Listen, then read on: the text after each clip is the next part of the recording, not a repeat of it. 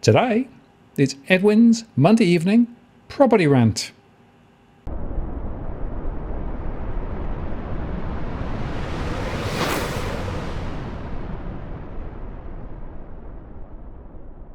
Hello again, it's Martin North from Digital Finance and Analytics World. Latest post covering finance and property news.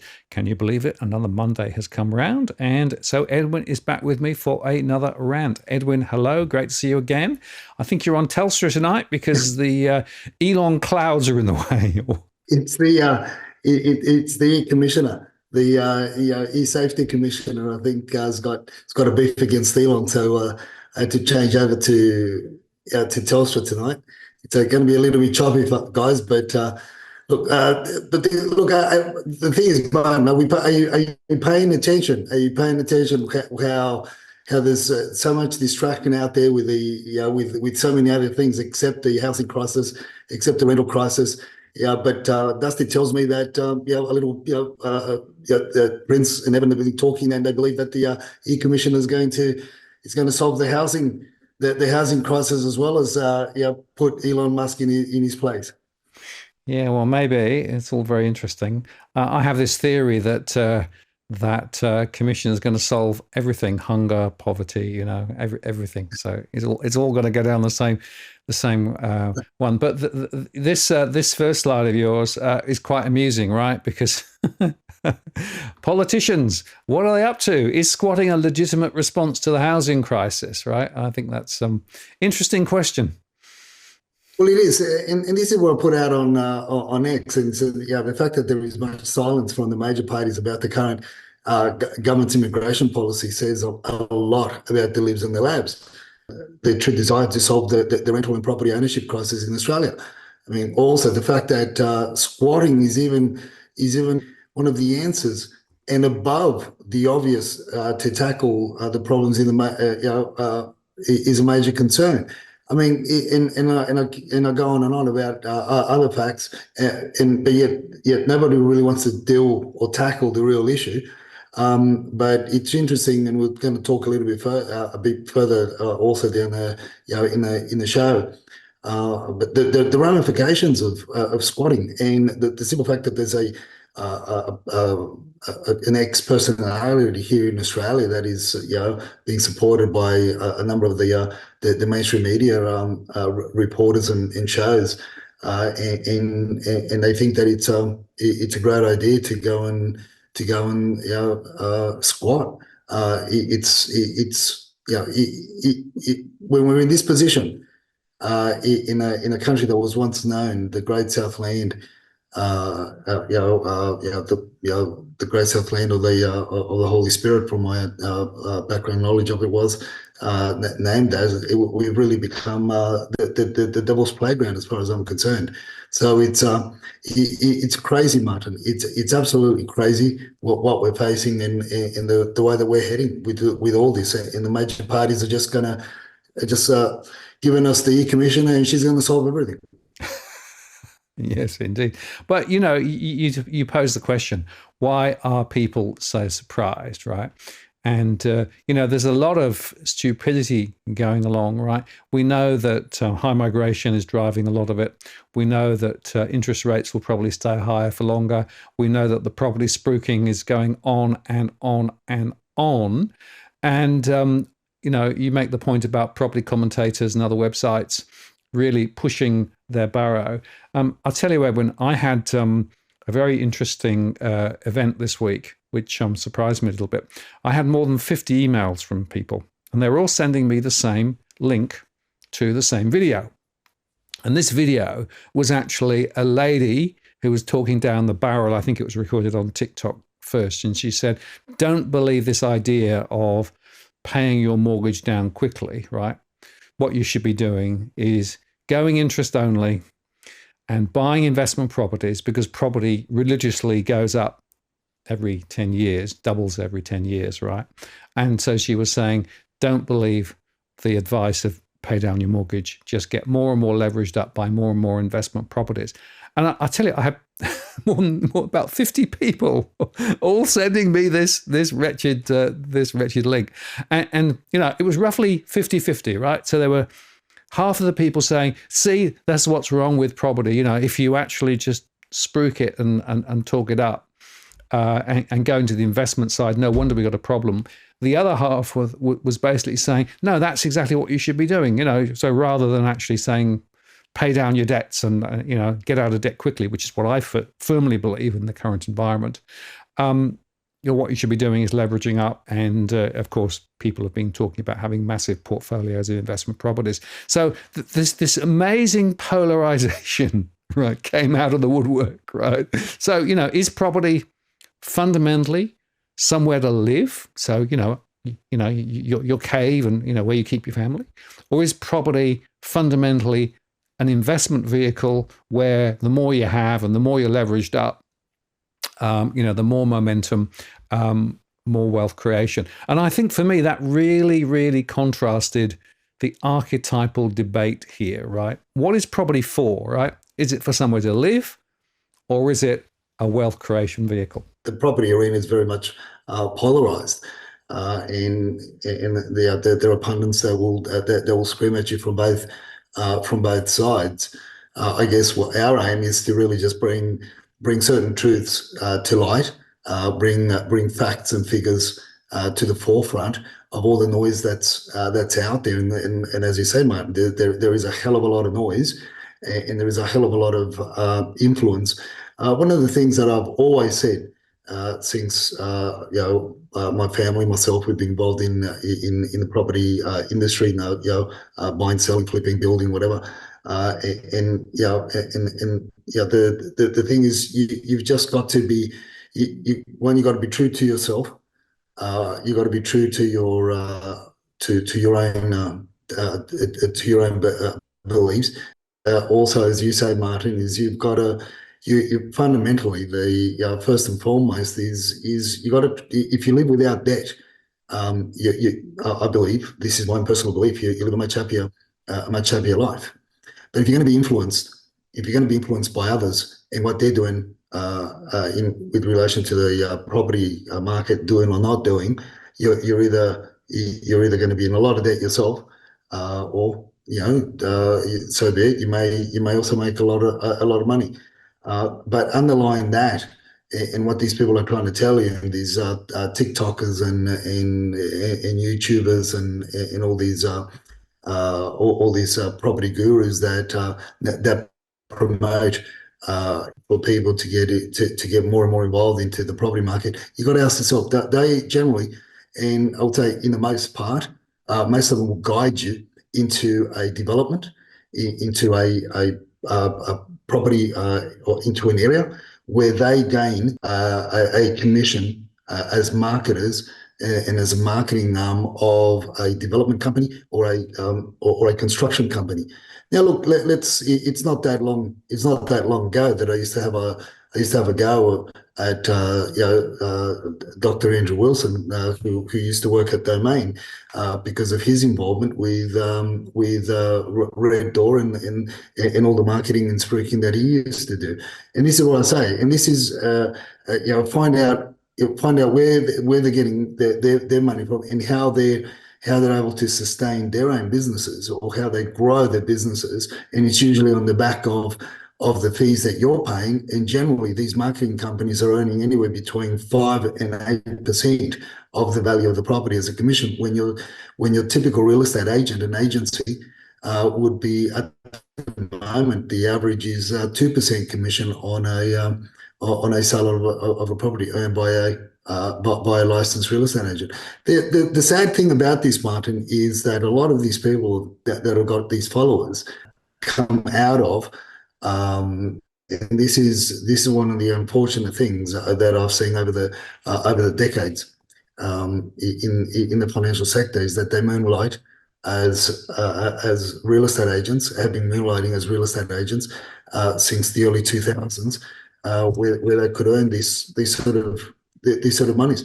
And a lot of people don't realise that not only are you paying a fee to become a part of the group or a part of the organisation or a part of the buying group or whatever they call themselves, But you usually pay a membership fee to join them, and then you're also paying a buyer's agency fee on top of that. But you're also paying through the nose. If you went to a local real estate agent, you could buy a lot cheaper because the commission isn't as high.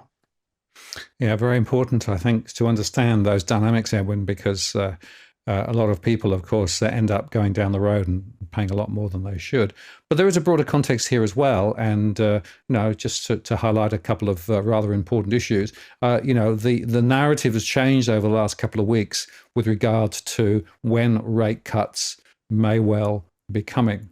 Look at the US, look at Australia. Now, of course, it is true to say that Australian households are more sensitive to a change in interest rates than virtually any other consumers globally, and that was one of the things that came out this last week. Again, we've been saying it for some time, but that's pretty significant. But then the other point is that some people are still spruiking rate cuts in Australia. But of course, if the rates were cut, and remember, rates are lower in Australia than, say, the UK or New Zealand or the US, then the exchange rate would go even further south, and that's a problem. So this is quite an important point to make, that the expectation now is that rates are likely to be much more sort of sticky for longer. This article came up, basically said, well, homeowners need to brace for new variable rates. Households have yet to feel the full impact of the Reserve Bank's aggressive interest rate increases because there's a continuing shift to variable rate mortgages. And interesting, the discounts offered by banks to woo new customers have also disappeared. And the IMF said that the borrowers in two other nations, Chile and South Africa, are less likely to have fixed rate loans than those in Australia. So the fact that everything is leveraged. And I think this other quote here is quite interesting because the chief economist from ANZ said that lifting supply may not help with the affordability problems that have plagued the housing sector. He said with price pressures for construction workers and building supplies already growing, rising demand for new homes could exacerbate the situation.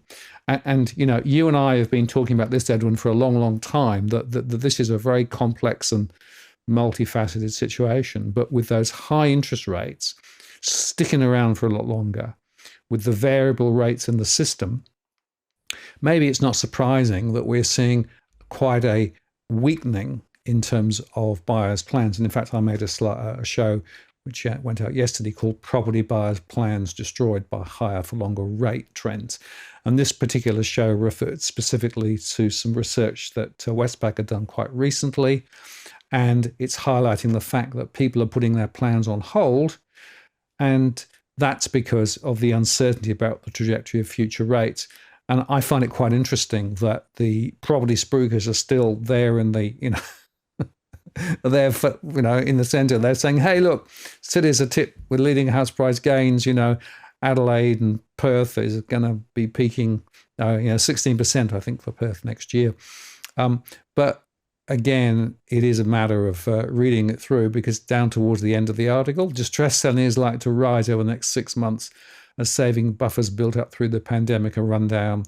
A slowdown in the jobs market makes it harder for stretched households to boost their income by working extra hours, and as opportunities to further cut discretionary spending are exhausted. That's according to Shane Oliver over at AMP. So this multifaceted, complex situation that we're in is so different, Edwin, from the sort of the high-level spruiking that we're seeing again in the mainstream media and in the real estate pages in particular. And by the way, also some of that's even trickled now into the business sections too.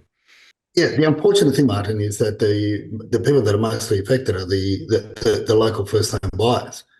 They're the ones that are mainly affected. The unfortunate thing is whilst we've got a government that's fixated on bringing in close to 1 million people per annum, and only God knows how long that's going to go for. We've got them bringing on average about close to 100,000 people. It's very difficult to curb a lot of this. Now, yes, I agree with Shane Oliver, and your surveys have foreseen a lot of these issues. and we've been discussing for a number of years. And we've highlighted the areas of you by way of your surveys, myself and my colleagues, and in the extended industry body that we discuss things with. They know there's a lot of pain out there, but people have to weather the pain in order to have a permanent roof over their heads, and they're doing without a lot of things in order to maintain that household. That's the unfortunate thing. Whilst we've got these high levels of immigration, and you've got foreign investors, you've got foreign investors from all corners of the globe now. It's not just the focus on us is really not just from your WeChat chatterers. The focus on us is really from other areas that the population is huge, and the property markets in those countries have gone through the roof, have shot through the roof. I mean, we're talking about the silent tigers. What's happened there in India, and the amount that people have all of a sudden become, have found by way, as wealth in their bank accounts, as equity in the homes, and that is being funneled over to Australia. We've got the new wave coming right at us from Vietnam with the new kids on the block. So this is fundamentally a lot of this really affects and puts a lot of the first home buyers, and it's putting a lot of the first-time buyers that would otherwise would have been able to get into a lot of regions of Sydney, a lot of suburbs of Sydney as first-time buyers, if not a house, but a townhouse or a villa, even a modest-sized apartment, not the new ones that have been built over the 15 years, but the ones that were built earlier. But they can't. And why can't they? Because they've been priced out because of even the local investors and the demand for that, because they need to park their money somewhere in order to get a better return on the money by way of rental incomes, and by creating the budget accommodations that we've been talking about. So there's a lot of undercurrents happening. But the government's just so fixated, and this is why I call it. This is why I called ScoMo, ScoMo real estate, and Albo and Co. Real estate partners, because the politicians are a group of people of investment properties under their belts. So this is something that I would dare say that the numbers would vary greatly, and the numbers will be a lot higher on the side of the politicians. Well, I think all the research has shown that politicians are particularly over represented in terms of multiple investment properties in Australia and in New Zealand and elsewhere too. But coming back to the first-time buyer, this was an interesting article that was basically saying, well, there are a few areas, last bastions of first home hope, and they're talking of places in Parramatta and the southwest as being the, quote, most affordable areas for young buyers. Now, Mount Druitt, Wyong, Parramatta are areas that they're talking about. But interestingly, if you look at the affordability calculation, the score was still not particularly good. And what I find interesting is that even if you were a first-time buyer and you were going to buy in those areas, your loan to income multiples would be much higher than I would regard as safe. So there's a really interesting question as to really, can first-time buyers currently get in? I go back to that survey which said that a lot of first-time buyers are actually not now able to get in, and about 2% of first-time buyers, according to the Westpac survey, are likely to buy in the next year. But I wanted to ask your opinion on this quote. Parramatta has done a relatively good job at building new homes. Now, I thought that was a very interesting quote, but I'm not sure necessarily that I would actually subscribe to that particular opinion. What do you think? Well, this is the what they refer to as homes is apartments, and there's the Parramatta high-rise development is riddled with major issues. strata levies in a lot of these areas, your Parramatta's and in the likes, strata levies have shot up by, in some parts by as much as 150 to 200%, where you would be paying anywhere between, say, $2,500 per quarter. Now, your apartment blocks, and all due to the yeah, uh, to the dodgy construction and issue around that. So this is as much as you have seen a lot going up and a lot, but it's an interesting. Again, we go back to that semantics as to what the definition of a home, and this is where a lot of the property reporters and the politicians, seem they misuse, or I would prefer them to be using the proper terminology. Call them apartments. A home, a freestanding home is a freestanding home. They should, if they want to use a generic term, call it a property, call it properties. But there hasn't been a lot of development by way of home, even duplexes, maybe around Tilapia and there was around near the parts of Silverwater and that you saw a fair few duplexes being built, and even around Toongabbie.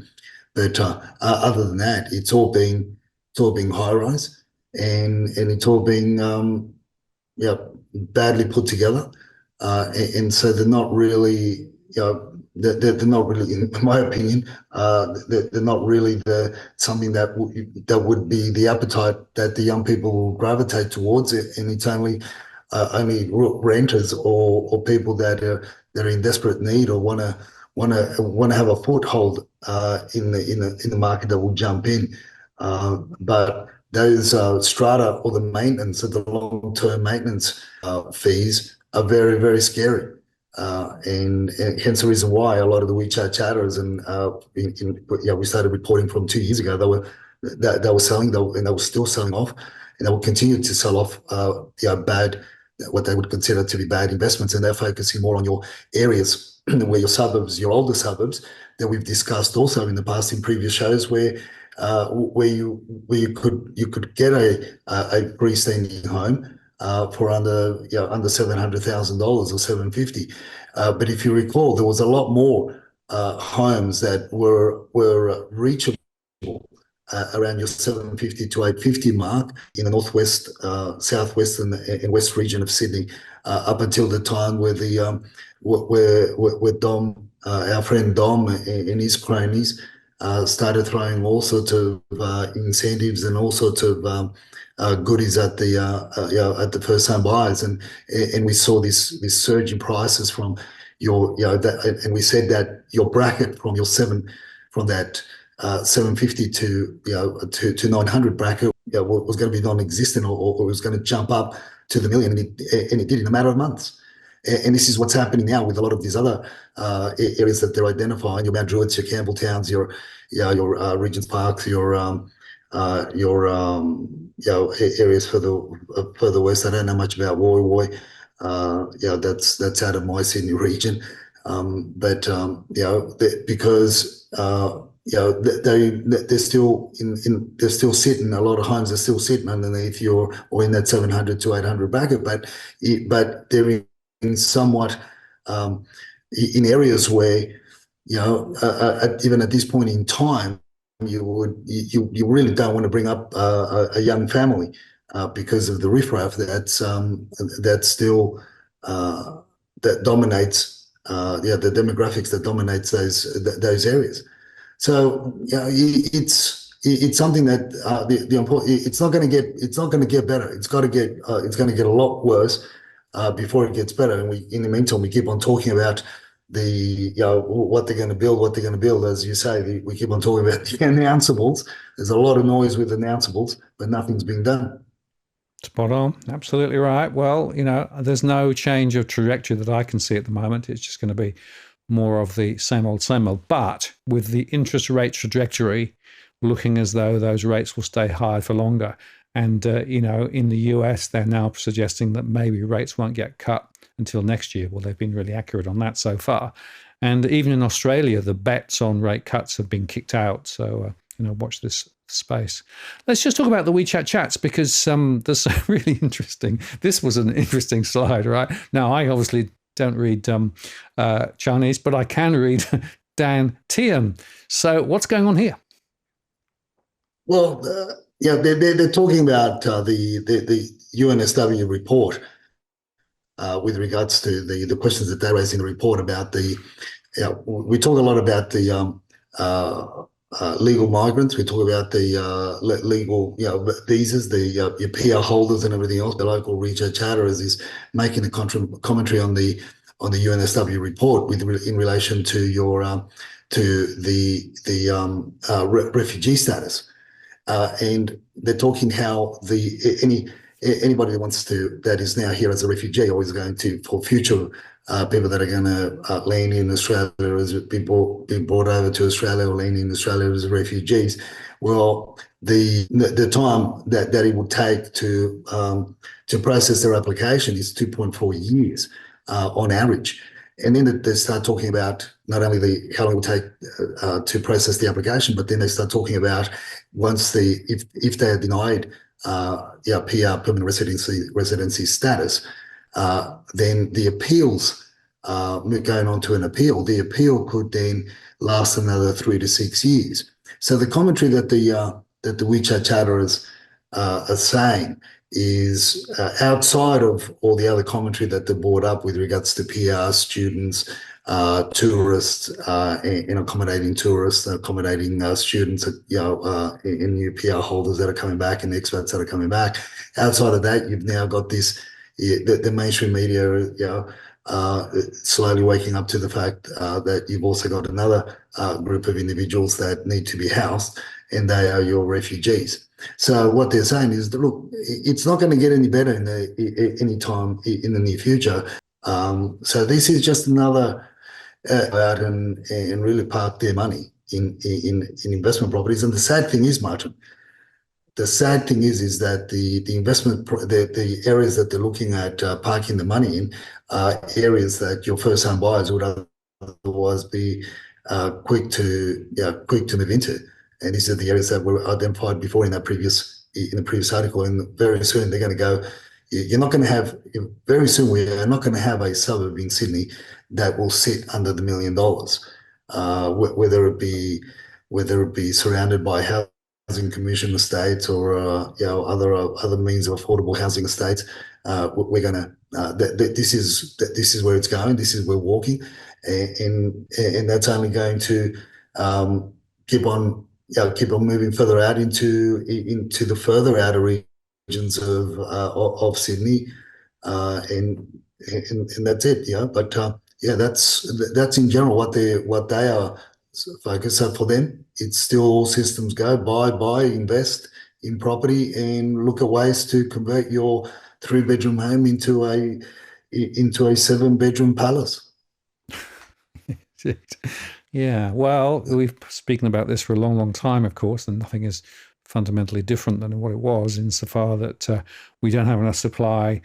The first-time buyers are being pushed further and further out, squeezed into dog boxes rather than actually into standalone properties, highly leveraged. And of course, that also means that they're fighting with affordability with investors who come in, well, as we say, cashed up, and quite often from overseas. But there's another interesting aspect on the WeChat chats, and this is more the international perspective, as exemplified in the Canton trade fair. So what on earth is going on here, Edwin? Yeah, well, the chatter amongst the chatterers is the fact that the Canton trade fair is on now. It's the biggest world trade fair that you'll ever see. I had the privilege to go there many years ago, before the pandemic, and it's an absolutely phenomenal event, and it's back on. So they're cheering, and the thing that came out of that, which affects us, is in our property market, is that what the WeChat chatterers are saying is that on that second slide, where on the right on the bottom section of the slide there at the bottom there, you see all pictures of all the things. The basic translation to that is, look, they feel and they believe that the Australian government are going to ease up on the tariffs, for household appliances and a lot of other household items that are consumed here in Australia, and therefore that's going to ease the pressure on inflation. So that we're going to be basically, China's going to be pushing cheaper products into Australia. Albo and his mates are going to open the doors to a lot of this, and the tariffs are going to be a lot less and we're going to be paying a lot less for the goods, therefore bringing inflation down, and therefore, wait for it. They believe that, contrary to every other commentary, that interest rates may be coming down as well. It would certainly help to ease the burden on the RBA and everybody else that's thinking they're going to get caned or get a slap on the wrist for bringing the rates down. So. So there you go. So see, it's not always, our friend G from China, he does want to help out our property market. So basically, they're saying on this and on the other numbers that they're constantly looking at, which is the one that we spoke about earlier and in previous shows, with the immigration numbers and in the people that are coming over and staying longer, or got legal ways as well as illegal ways of staying longer. It's just going to the pressure on the rental arena, in the rental arena, and the pressure in the property market for the local Aussies, or more return on their investment. The interesting thing, also, Martin, the silent tigers. The silent tigers have been quiet, but they're starting to pounce on a lot of your western suburbs regions. The unfortunate thing with a lot of the silent tigers is that they're not as educated as the WeChat chatters, and they're I guess out of excitement, fear of missing out, whatever you want to call it. They've got more money than sense. In the last week, I've come across 4 families that have bought homes without doing much due diligence, if any at all, and buying property that they've paid 10-15% over the odds, and now they're even regretting having to buy those properties, and the properties having 2 issues. One, illegal extensions to the property, that under Blacktown Council, they don't believe in what we call a reverse DA. Basically, if it's illegal, it's illegal. You get a demolition order. And the other one is the dwellings are riddled with other issues, and all because they just wanted to jump in. Because, as I said, is it fear of missing out? Is it more money than sense?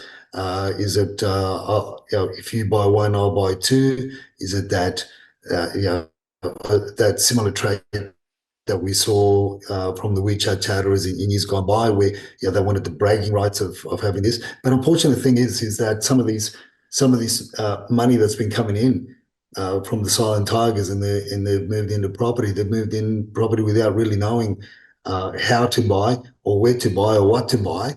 Not fundamentally not getting good legal advice, let alone not even reading or asking or getting their own building and pest inspection reports, and just going all in because they see people buy, so they must think it's a good thing, and in the crowds that they see at the open houses gives them a sense of hearing out, so they just go and make silly decisions, sadly. But we're going to see a lot more, and because, as I said earlier on, they've had a lot of high returns on their properties back in India, and the market there has been absolutely going gangbusters, and now they're bringing that money over here, and the pathway to bring money over here from India is a lot easier than from a lot of countries, a lot of other countries. Very interesting, Edwin. And interestingly, in my surveys, I measure the mortgage stress, in other words, cash flow pressure. And interestingly, I've seen a significant rise in the number of first generation Australians who bought in over the last 2 or 3 years and are now really under cash flow pressure because those mortgage rates have gone up. And it's all coming back to the same issue. A lot of people who bought in then didn't do their due diligence. They didn't actually buy in at the right price point. They didn't think about what happens when interest rates go up. And I actually think you're right about the education level as part of the problem. But I also think that quite a few of them overleaned, if you like, on the local real estate agents and on the people selling off the plan, et cetera, et cetera. So they sort of swallowed the story, and they don't necessarily understand the difference between marketing spiel and reality. And unfortunately, it's now biting. In one incident I can share is they literally can't that they bought, and I know about this property because I got invited to go and have a look at it to see how I can help them out. And and they really they bought blindly. But we're going to see a lot more of this. And this is this what I say they're at a point in time that where we would have said that the WeChat chatters were many years ago, but and this drives the markets in these areas, drives them very hard and very quickly, gives them on and obviously vendors are loving it. And all because again, there's very low listings on very low listing numbers on market, and this gives you this uh, false hope that you, as you say, that what the selling agent is telling you is it's a professional that's on your side. And again, we want to remind our viewers and our followers that know that, and for any new silent kids on silent tigers that join us, selling agents are not your friends. They don't work for you. They work for their vendors. Yeah, or work for themselves. Now, let's move on the conversation because, of course, there's a big debate about constructing the 1.2 million homes. And it's interesting now that realestate.com.au reported that a new home construction forecast shows Australia isn't on track to build the 1.2 million homes by 2029. Well, we've been saying that for a long, long time. But it's funny, isn't it, how finally some of those stories are getting now caught up in the mainstream media. But you have a question. Yeah, look, the first thing, Martin, the first thing is this.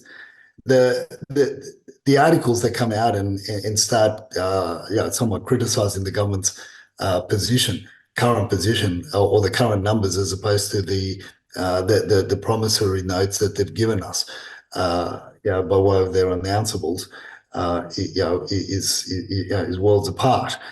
But look at the picture that they use to in this article. They actually use images of homes, freestanding homes, massive homes, and from the way that the way that they look, they're not even. I dare say you wouldn't even build these homes like this here in Australia. They're probably stock images from either a Canadian or an American construction site. But this is it's not even representative of what they're going to build. The interesting thing from that article is that even the WeChat chatterers have picked up on that, on the fact, and they are calling on the WeChat groups, they're saying, stay away from buying off the plan, even if it's homes, because of they're just riddled with issues, as we brought out in the last show. That we discussed in the last show, and they're just saying, stay away from them and concentrate on the established homes and the established areas. And this is where we're getting a lot of getting a lot of competition in those areas that would otherwise be affordable for first-time buyers, and would be a great starting point for the first-time buyers to get on the property ladder at a somewhat reasonable price. But this is why I say that it's not going to be long before before any suburb in the Sydney region that we talk about. There won't be a suburb in the Sydney region that we talk about that the average won't be $1 million for a home, for a freestanding home. I'm not talking about apartments. I'm not talking about townhouses. I'm talking about freestanding homes, because there's a huge drive from the WeChat chatterers as well as now from the silent tigers to buy these because of the rental return. In a lot of these affordable areas, the demographics around these areas are from backgrounds or overseas origins that are happy to share a house with many rooms with many other groups of people. One, because it's a roof over their heads. Two, it's a way that they can be frugal and they can save and save for a future purchase of their own property, and they're generally used to it. So this is what I'm seeing, and I'm seeing this on myself personally. I'm seeing this at open houses, Martin. There's one in particular that I attended in the Blacktown LGA where there was 47 groups of people. Now, I got there early. I got there 10 minutes before the open house even started. I know the agents and I sat with the agents and watched the people come in. That 47 groups of people come into that open house. The interesting takeaway points that I got from the open house of attending that property was that out of the 47 groups, I could say that 60 to 7% of them were investors, and they were WeChat chatter investors, and they were Silent Tiger investors. And why do I know they were investors? Is because this house has a dwelling at the back, not an approved dwelling at the back that could be converted into a studio / granny flat, and many were asking how much that would rent for. And so forth. The other 30-40% of the people that came through the house were local people that were having a sticky beak of the house, as well as first home buyers. So there was a very small number of first home buyers that were looking at that home out of interest. And it was rather interesting that in this area, as early as 3 months ago to late last year, you could buy a home in this area for under $1 million, and this house has currently has offers between 1,160,000 and 1.2 million. And I just spoke to the agents this afternoon, and I dare say it's going to sit between 1.2 to 1.25. Again, this is in an area. A property that would have otherwise 3 to 6 months ago, anywhere as early as 3 months to 6 months ago, you would have been able to buy this property or something like this property for under $1 million. But that's how hard this market has been driven, and a lot of them are investors. Yeah, talking about investors, Edwin, there was this article which I thought was quite interesting because a lot of people are now tapped out of their personal borrowing capacity for using money to get into property, particularly investing sector. But so there's a growing number of property investors who are tapped out of their personal borrowing capacity, but they're actually using their self-managed super funds to borrow more, according to advisors. The value of limited recourse loans used to fund property in self-managed funds rose 10% in the year to December at nearly $62 billion. Interesting statistics from the ATO. And, there is still this trend, I think, which is one worth talking about, that you are seeing property investors gobbling up properties that traditionally would have been first-time buyers rather than investors, right? So again, if you think as a first-time buyer trying to get into the market, and you maybe are in the rental sector and your rent's going through the roof, so you're trying to think about buying, you've got on one hand the investor set who are actually trying to gobble up properties, as I said earlier on, because there's still philosophy of, let's buy more investment properties and leverage up. You've got some of those international buyers that we've touched on who are also very active in the market at the moment. And you've also got the borrowing power, in other words, the income multiples that banks will lend to first-time buyers going backwards as well. So first-time buyers are absolutely caught in this squeeze at the moment. which is why, as I said earlier on, about 2% are likely to transact over the next year or so, which is a very low number. So what do they do? Do they go further out into the regions and have long travel times? Do they end up buying a very small, high-rise apartment somewhere which probably is poorly built? Or do they sit in the scenario where they continue to rent and they just continue to see the cost of rents going up? And interestingly, the average ability for first-time buyers to save for a deposit, again, according to that survey, has gone backwards as well. So you can see here that for first-time buyers, they're absolutely caught at the moment. And you can sort of understand why governments are sort of throwing out these little handouts, the shared equity schemes or the first owner grants for first-time buyers. But they are not enough to be able to solve this problem. And that means that we have a fundamental structural problem right at the heart of property purchasing for first-time buyers. And it's getting worse and worse and worse. And none of the stories that are being reported anywhere, to my mind, are actually really tackling these core issues. Well, no, they're not tackling those core issues, and this is shame on the mainstream, and shame on the politicians that are distracting the mainstream with a lot of other, as we started the show with the commissioner, or what was it, safety commissioner, to watch over what people are putting on social media and what they're not doing. So and it's all a distraction. There are some movements with some aspects of some governments. In this case, the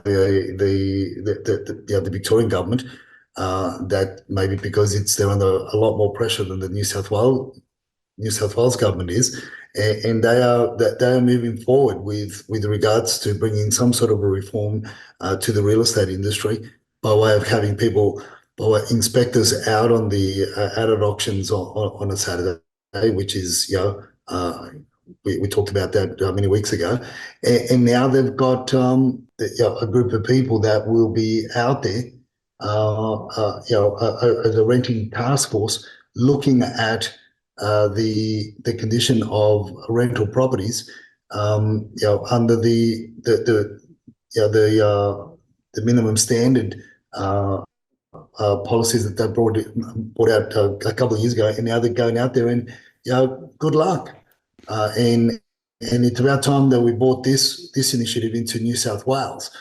But there's something stopping the government of New South Wales from moving forward, and the fines that they're talking about, up to $57,000. Let's see them prosecute those.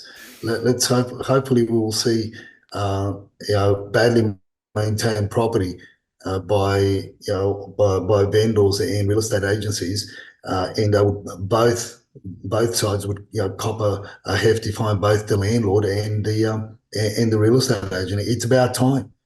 This is what we need to bring some sort of civility and some sort of order into this. What's been created because of bad policy and bad policing policy over many decades. Well, certainly it's true that many investment properties are poorly maintained, often containing asbestos as well, by the way, and there needs to be more checks and balances there. And I'm interested because I've had a few people over the last few weeks in the rental sector saying that they've basically been forced out of the property that they were in because that property is now going on the market. And they are trying to find anything they can, and they're ending up in even poorer quality property because they've got no choice. And this shows again, I think, how broken the whole system is with regards to the way that property is working at the moment. And as I've shown in my earlier charts on previous shows, that the rental stress is higher than it's ever been. Cash flow pressures on renters are absolutely enormous at the moment. And unfortunately, the quality of many of those rental properties are pretty low. I mean, there are some really good landlords, and there are some that maintain the properties really well, but there are some that don't. And unfortunately, when things get difficult, because of course the costs of maintenance are rising, investors cut corners even more. And so that creates a bigger issue. And a lot of the agents who are managing those properties for investors are also looking to cut corners too. So it's a real mess. And unfortunately, I think that the poor quality of the rental sector is just going to continue to deteriorate because there's no real incentive. You know, the New South Wales government seems much more relaxed than Victoria on this, but as you say, maybe the Victorian thread will come through. Let's just go talk about the numbers briefly before we end, Edwin, because this has been quite an interesting journey. So on the 15th of April, there were in Sydney 15,993 properties listed in the Sydney region as defined by Domain. And if we go forward to the 22nd, it went up 16,166. And in fact, your chart shows that, well, you know, it's interesting. Listings are just very slightly ahead of where they were last year. Yeah, not by much. You could almost say that they're pretty much on par with where we were last year, and we're coming up to the school holidays. We're into the school holidays now. We'll see how we track along throughout winter. But again, the emphasis for me is the fact that even though we may be currently on par with 2023 numbers, the demand is a lot higher, and it's a lot greater than 2023 and even 2022. So at the moment we're tracking around the same numbers, 22, 23, and 24. The difference being that the demand has increased exponentially from 22 to 24, and this is there's being a lot less being built over those years as well consecutively. A lot less is going to be built over the next 2 to 3 years. That they're the forecasts. A lot more construction companies have gone broke, and materials have increased in price. And as we said earlier on, this year, we from our insiders in the construction industry, they said that even gyprock was going to go up another 30%, and here we are. It's at the mainstream amount catching up now to the increases in cost of construction, and the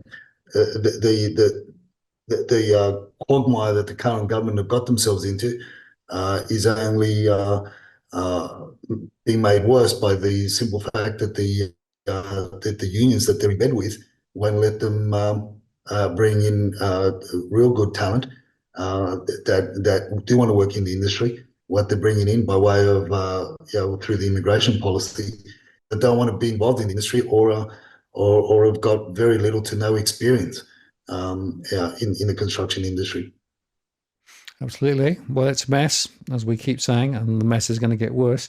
Just going into Melbourne, let's look at the numbers there. So on the 15th, we had 27,535 properties listed in the Melbourne region, as defined by Domain. And the following week, 27,919. So, a slight increase again. And I do think that we continue to see a very divergent trend between Melbourne and Sydney. There seem to be more listings up in the Melbourne region. Again, I'm seeing a lot more investors still wanting to sell there. I'm seeing other people now trying to get out too, as we've discussed previously. There are some reasons why people are leaving Victoria. And as a result of that, we've got higher listings. And interestingly, again, a lot of houses as well as apartments. Yeah, this is going back to all the subdivisions that were being created from 2017 to 2021, and now and a lot of investors bought into those subdivisions. So the main thing there, Martin, is that over the last 3-4 weeks, there's been a constant rise of anywhere between 300 to 500 properties come on, more than in a consecutive week. And the number just keeps on growing. Yep. But people just want to get out. Brisbane, again, it's pretty much the numbers are have been very consistent. But again, they are somewhat there's been 1,000 less listings in the Brisbane region throughout the year than there was last year. But it's still very low, and the demand's still very high there. That's one of the takeaways from Brisbane. Absolutely. And let's just look at the auctions because interestingly, the auction clearance rates were quite a lot lower this week, particularly in Sydney, I noticed. And in fact, the AFR wrote an article about it. So if the AFR is concerned about clearance rates dropping, then you can be pretty sure that there's an issue. But there's still a bit of a set listings for next week, but you'd expect now the auction season and the sales season to just get a little bit more relaxed, as typically goes into autumn and then winter. So we'll be interested to see, but I do think it's quite interesting that I don't know whether you saw this, but I thought it was quite funny. In the AFR article, they were talking about auction clearance rates. And they were highlighting the fact that there were still strong clearance rates in Adelaide and Perth. And I just want to highlight the number of auctions right, in Adelaide and Perth, right? It's such a small, small number. So that the only sort of silver lining they could come up with was that clearance rates were up in those places. And by the way, property prices in Melbourne are sliding further, according to CoreLogic. And again, that's that supply-demand disequilibrium in Melbourne relative to elsewhere. But I just think the mainstream will find any angle they can to try and talk the market up. Oh, look, they will. And they should have gone to the auction clearance numbers with the Northern Territory and Tasmania. It would have been a lot better. Yeah, that's right. Well, the NT in particular, one auction in the whole of NT, right? And 23 properties open for inspection. And interestingly, in the latest State of the States that CBA just published, it was actually Tasmania that was at the bottom of the list, and South Australia was at the top of the list. So that was quite interesting. Let's just briefly look at the next story, which of course is the rental sector, because the rental sector is, if you look at Sydney, again, in the Sydney region as defined by Domain, 9,514 on the 15th.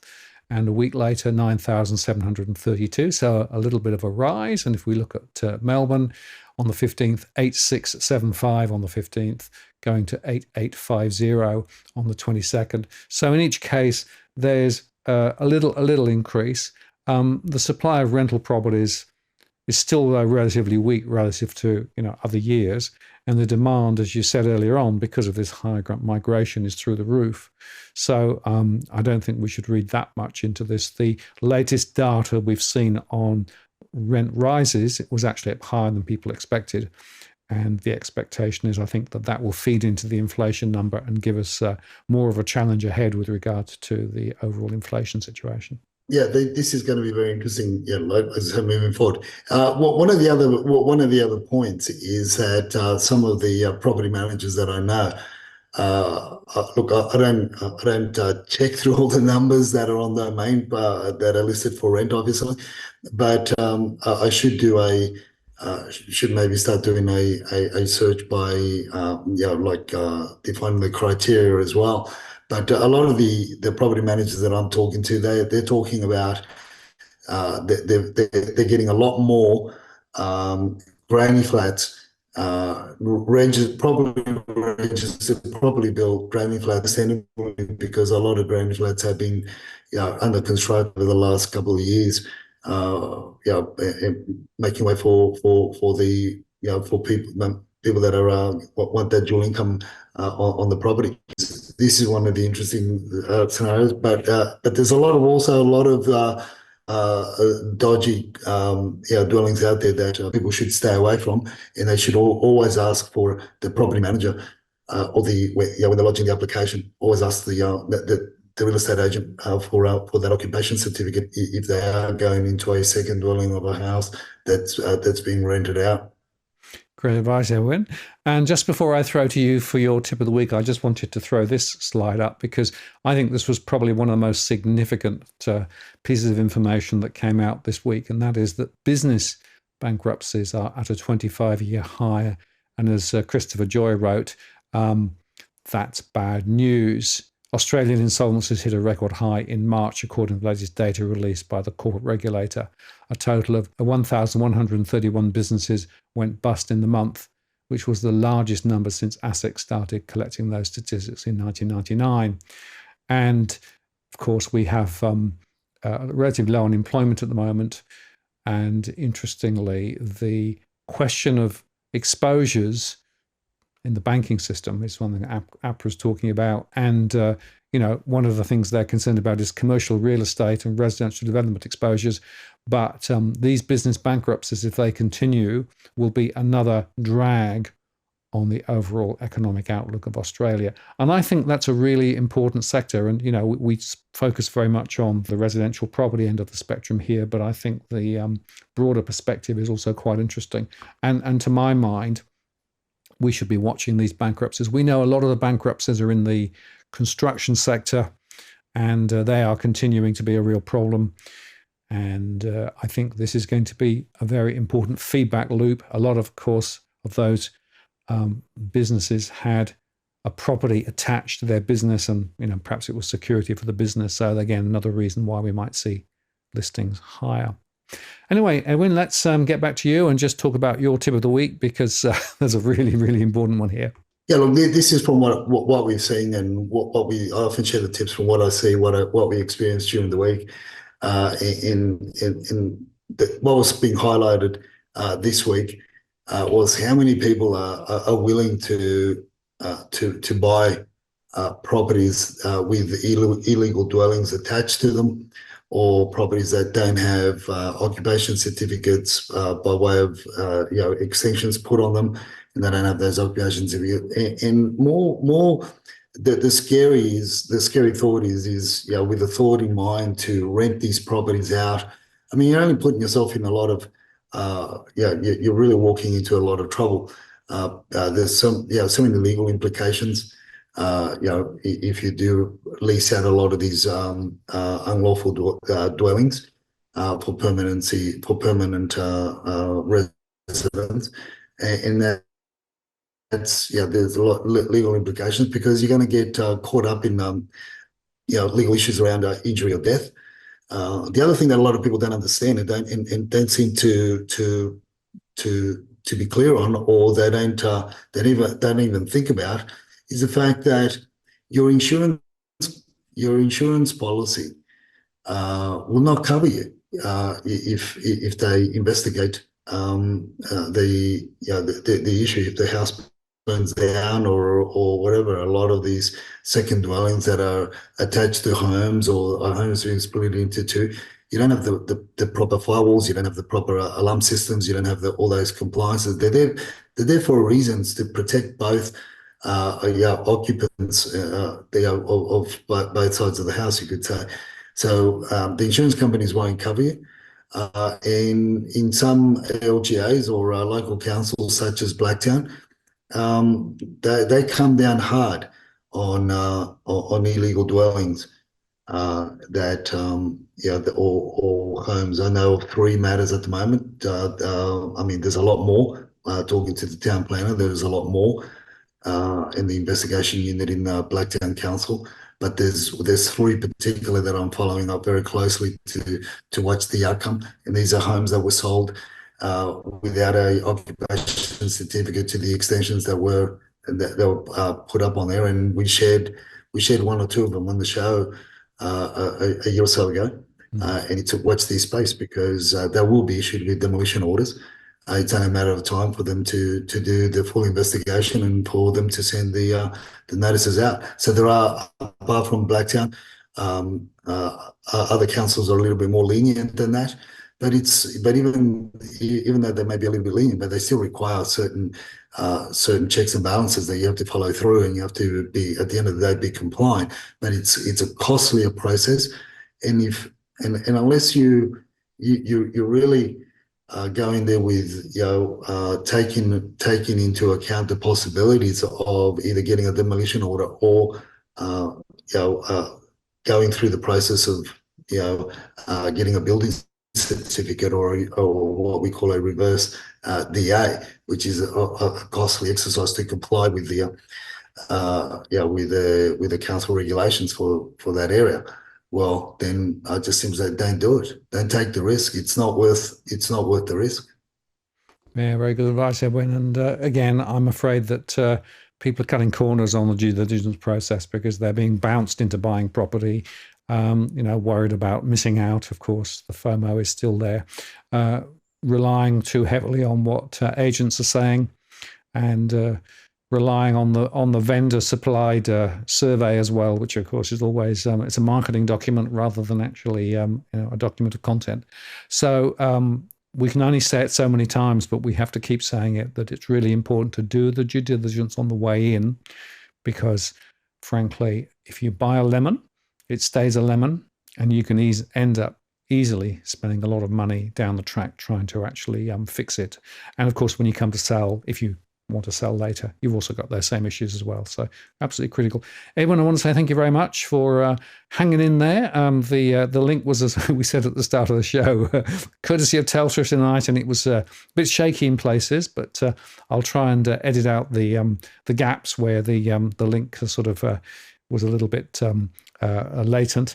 It's interesting. What you tended to do was sort of freeze, and then you talk very fast to catch up. So obviously Zoom was trying to cache the conversation so we didn't miss anything. So just for people who are following along, thank you very much for hanging with us. And we hope that next week there will be less cloud so that we can then use the higher speed Elon Musk Skymaster alternative. Tends to be a bit better. But anyway, we got the main points across. Thank you very much, Edwin. And I look forward to seeing you next week. All the best, Martin. Take care. See ya. Bye-bye.